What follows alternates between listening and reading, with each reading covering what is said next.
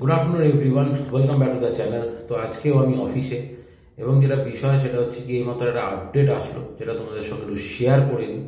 সেটা হচ্ছে গিয়ে অ্যালেক্স সাজি।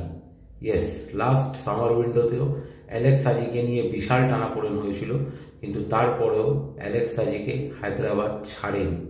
কিন্তু এই মুহূর্তে অ্যালেক্স সাজির পেছনে তিনটে ক্লাবের অফার মানে অ্যালেক্স সাজির কাছে পৌঁছেছে, এবং তিনটে ক্লাব হাত ধুয়ে অ্যালেক্স সাজির পেছনে পড়েছে।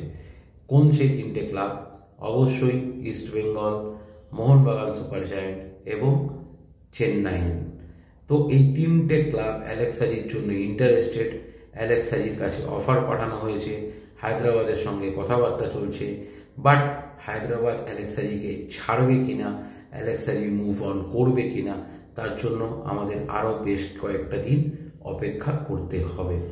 তো অ্যালেক্স সাজি কোন দিকে যায়?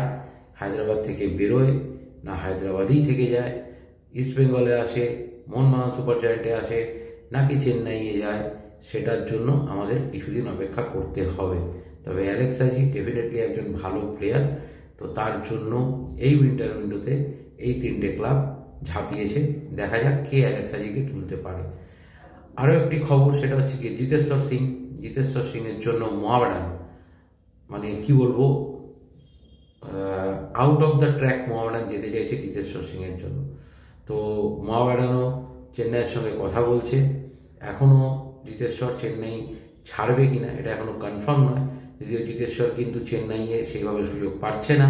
সুতরাং এটা ধরা যেতেও পারে যে হয়তো জিতেশ্বর চেন্নাই ছাড়লেও ছাড়তে পারে। বাট মোহামেডান কিন্তু ডেসপারেটলি জিতেশ্বরকে চাইছে এই উইন্টার উইন্ডোতে। তো দেখা যাক এই দুটো ডিল কোন দিকে যায়। আপাতত এটাই আপডেট যে এই দুটো প্লেয়ারের জন্য এই চারটে ক্লাব টার্গেট করেছে, ঝাঁপিয়েছে। তো শেষ অবধি কোথায় রিচ করে, যেরকমটা আপডেট পাবো নিশ্চয়ই তোমাদেরকে জানাবো। তা যদি আপডেটগুলো ভালো মনে হয় তাহলে চ্যানেলটাকে সাবস্ক্রাইব করে সাপোর্ট করো, আমাদের পাশে থেকো, তাড়াতাড়ি আমাদের ফ্যামিলি মেম্বার হয়ে যাও। জয় ইস্ট বেঙ্গল।